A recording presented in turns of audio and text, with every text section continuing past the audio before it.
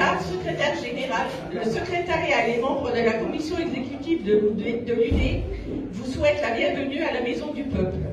On se retrouve comme tous les ans depuis 2014 pour cette journée internationale de lutte pour les droits des femmes. Sous plusieurs formes, après-midi d'information sur plusieurs thèmes, théâtre interactif, expos et projections de films avec débat. Nous avons animé cette journée du 8 mars. Toutes ces initiatives ont été toujours accompagnées de moments conviviaux.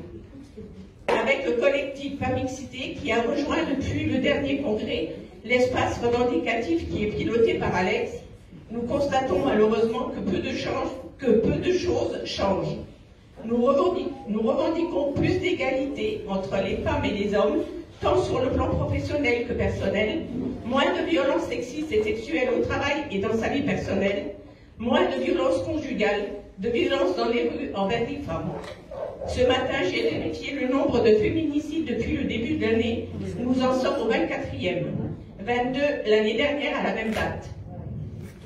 Depuis 1946, l'égalité femmes-hommes est un principe constitutionnel. La loi garantit aux femmes, dans tous les domaines, des droits égaux à ceux des hommes.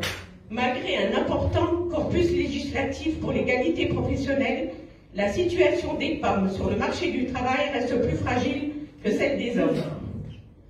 La loi du 22 décembre 1972 pose le principe de l'égalité de rémunération pour un même travail ou un travail de valeur égale. Que de lois votées pour l'égalité salariale depuis la dernière guerre mondiale et pour quels résultats en 2023? Pourtant, à chaque loi votée, des sanctions sont prévues pour ceux qui ne la respectent pas, mais sont-elles réellement appliquées? J'en doute, sinon nous ne parlions plus d'égalité aujourd'hui encore. Depuis 1994, les lois se succèdent pour combattre les violences faites aux femmes. La dernière, celle du 3 août 2018, renforçant la lutte contre les violences sexuelles et sexistes, a pour objet de mieux prévenir les violences, mieux accompagner les victimes et mieux sanctionner les agresseurs.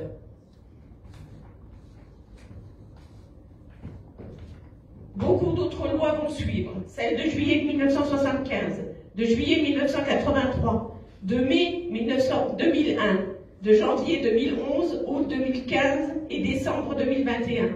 Et pourtant, quand nous regardons les chiffres, aujourd'hui encore, l'écart salarial qui existe entre les hommes et les femmes est encore de 28%.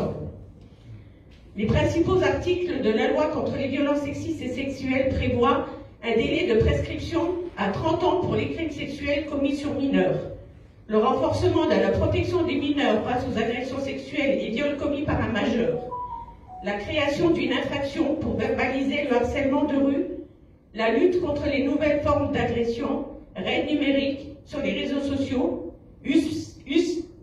stalking ou voyeurisme, drogue du viol. Même l'OIT, Organisation internationale du travail, dans sa convention à l'article 190 en 2019, s'emploie à reconnaître et à combattre le harcèlement dans le monde du travail. La France n'a toujours pas ratifié cette convention. Cherchez l'erreur. Depuis le 19 janvier dernier, la CGT, avec l'intersyndicale, est engagée dans la lutte pour faire reculer le gouvernement sur son projet de réforme des retraites, dans lequel nous savons que les femmes seront les grandes perdantes. C'est elles qui subissent le plus souvent les temps partiels, les salaires les plus faibles. Et là aussi, où en est-on? Il y a toujours autant de problèmes dans le monde du travail et dans toutes les organisations. Les violences conjugales sont de plus en plus nombreuses.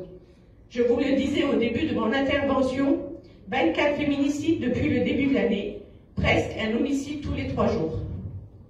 Nous vous proposons, après avoir partagé ce moment convivial qui est important surtout pendant cette période de lutte, une soirée qui, je l'espère, vous sera agréable. Julien et François vont nous proposer quelques scénettes qui sont en accord avec cette journée. Nous comptons sur vous pour participer à l'animation de cette soirée. Bonne soirée à toutes et tous.